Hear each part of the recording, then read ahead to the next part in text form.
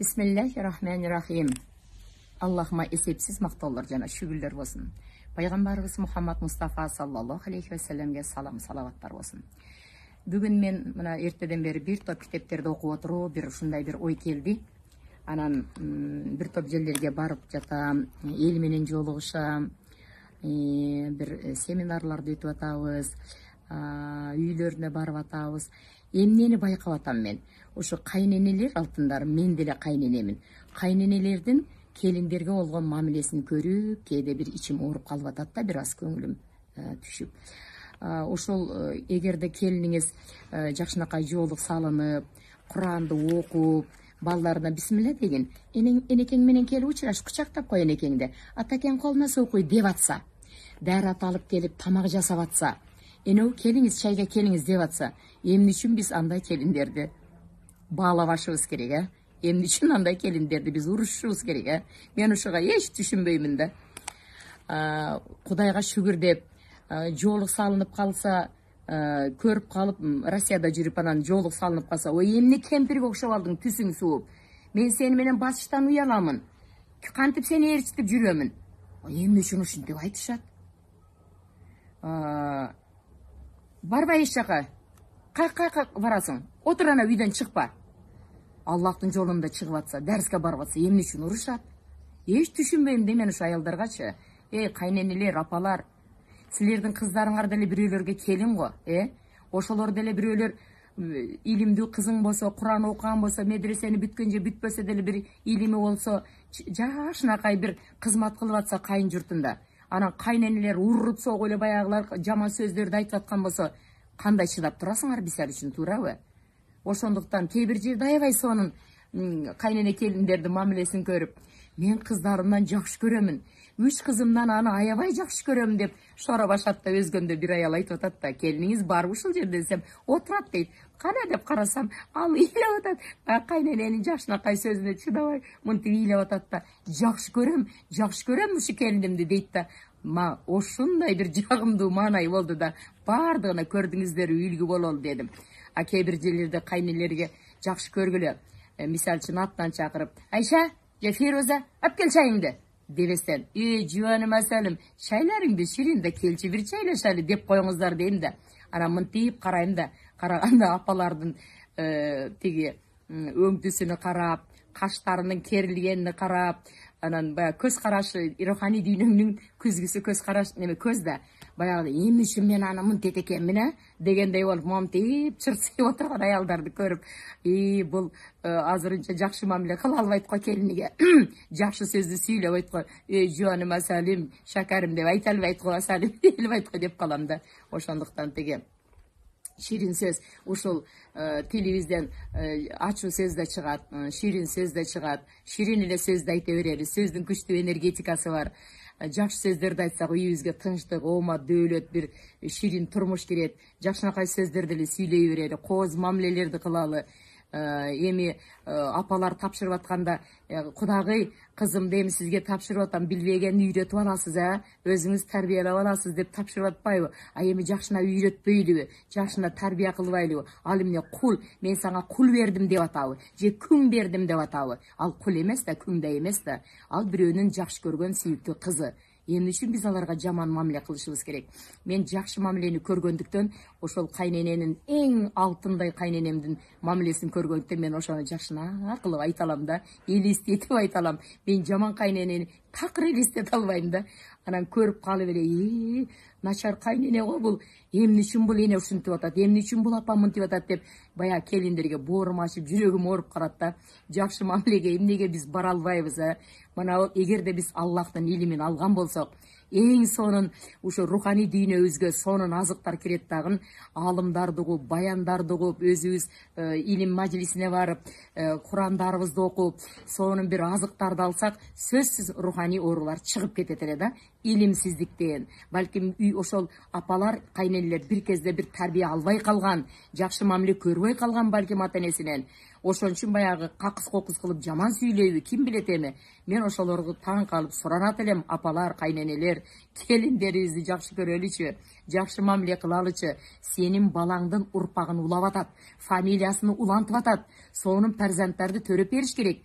ошол жакшы маанайда бойкат болгондо сонун мамиледе жүрүп, жакшы сөздөрдү угуп, жакшынакай дени сак балдарды көрөсүңбү, же сиздин урушуңузду угуп, какыс кокусуңузду көрүп, анан ыйлап сыктап бир оорукчан бала төрөш керекпи? Анда башы доктордон чыкпайт да, анда дагы сүйлөнөсүңөр. Ана момундайды төрөп алып, больницадан башы чыкпай деп. Ошого шартты ким түздү? Ошондуктан апалар, кагылай апалар, кайненелер, жакшына бололучу. Мындай ширин сүйлөйлү, жылмайып жүрөлү. Жуаным кел. Мен жаным десем өзбекче деле сүйлөгөн жерим жок. Пайгамбарыбыз саллаллаху алейхи ва саллям башка улуттун тилин билүү сүннөт деди. Балким мен жумшагыраак жуаным деп айтып атсам өзбекче чыгып аткандар. Мындай керек ушул деп кыны басып айтсам казакча чыгып аткандыр. Казак тилин билгениме сыймыктанам, өзбек тилин билгениме сыймыктанам. Керек болсо тажикче ырларым бар, аны айтып кое алам тажик улутуна. Мен түркчө бир аз аркадашым насылсын, iyi misin деп айта алам. Билген жакшы эмеспи? Guten Tag деп айта алам, good morning деп айта алам. Жакшы эмеспи ошол? Пайгамбарыбыз саллаллаху алейхи ва саллям башка улуттун тилин билсеңер сүннөт, эгер тилин жакшы билсеңер, алардын жамандыгынан сак болосуңар деген. Ошондуктан тиги билбейм, мага ошондой бир жумшак гана сүйлөгөн жагат. Кимди болсо деле жуаным алтыным, масалан мен ошого көнүп калыптырмын. Жолдон шоферлор токтосо деле дарске баратам, жуаным алтыным, жуаным деп ошондой жыны таштик менен айтсам жүрөгүмдөн чыгып кетет. Ошол чыныгы мындай бир жакшы кооз мамиле айткан жакшы экен. Анан билбейм, ушу апаларга аябай таң калам да. Апалар, алтындарым, жакшы мамиле кылалычы келиндерибизге. Кызыбызды элестетип коелучу. Кызыбызды бирөө жакшы көрүп атса, анан эгер келиниңиз жакшы болсо, Кудайга айтып коюң.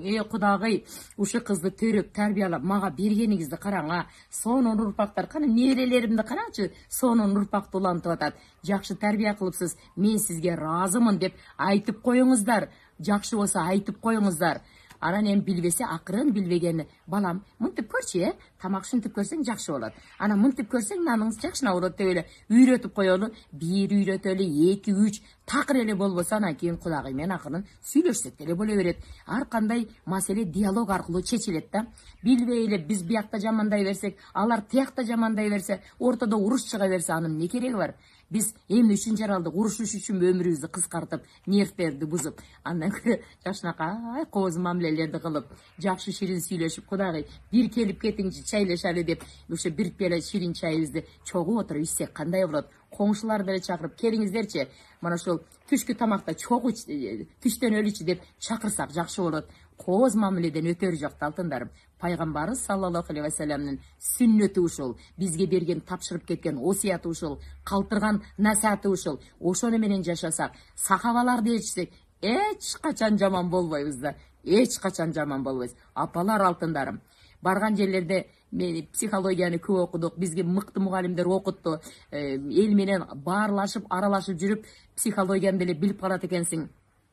Подсознание, көмүскө сезимде бүт бардыгын көрүп калат экенсиң. Анан ошондо, бул аял мыкты аял экен, мына анча болбойт, бул келинге азап берип атат деп дароо эле байкап коесуң да. Ошондуктан апалар жакшы мамиле кылалы. Сүйүктүү балаңдын келинчеги да экөө жакшы жашап атабы? Кайнежелер киришпейли. Келин иниң жакшы көрүп жакшы жашап атабы? Жакшы сөзүңдү айтып кете бер. Кийлигишпи, сени үйүң бөлөк. Анан келин кул эмес да, кыздар төргө отуруп, келин жүгүрүп кызмат кылгыдай. Ал кул эмес да, кулчулук доор өтүп кетти. Пайгамбарыбыз бир кулду азат кылсаңар, кандай сонун иш кыласыңар деген. Кандай сонун ушундай бир сооптуу иштерди аткарасыңар дегенде. Эгер эле биз Мухаммад Мустафа саллаллаху алейхи ва саллям сүннөтү менен жашасак, көркөм мүнөздө жүрсөк, тилибизди зикир менен, жүрөгүбүздү шүгүр менен, денебиз менен кооз ибадаттарды аткарсак, кандай жакшы болот эле. Муаз бин Жабал деген супсулуу сахаба бар, колунан кармап, Муаз, мен сени жакшы көрөм. Сен ушул дуаны айтып жүргөн, Аллахумма инни ала зикрике ва шукрике ва хусни ибадатик деген. Мына ошолорду аткарып жүрөлү да алтындарым, апалар, уктуңуздар. Эми мени бирөө жакшы көрүп комментарий жазышы мүмкүн, бирөө жаман көрүп комментарий жазышы мүмкүн. Мен комментарий окуганга убактым жок, китептерден чыга албайм. Кээде айтышат, бардыгына рахмат. Жаман сөз жазса деле мен кабыл кылдым, анткени менин күнөөлөрүмдү алып өздөрүнүн соопторун мага берип койду. Мен кандай кийим кийдим, карабы, көкпү, жашылбы, аны менен ага көңүл бурбаңыздар. Устазам Максуда неме Жусупова ушу жаннаттын өңү деп пайгамбарыбыз айткан деп туруп өзү ошондой кийинет, мага да кара көйнөк, кара түстүү жоолуктардан хадия кылат. Мен ошо устазам берди деп тагаарык кылып кийинемин. Менин ошо кара жоолуктун ичиндеги акылга карагыла сүйлөп аткан сөзүмө көңүл буруңуздар. Жакшысын алыңыздар, жаманыбысы укпай эле коюңуздар. Менин кийимдериме көңүл бурбай эле коюңуздар. Мен жакканды киемин, устазам айтып бергенini киемин, ал хадия кылгандарды аламын. Ушул жаннаттын өңү деп киемин.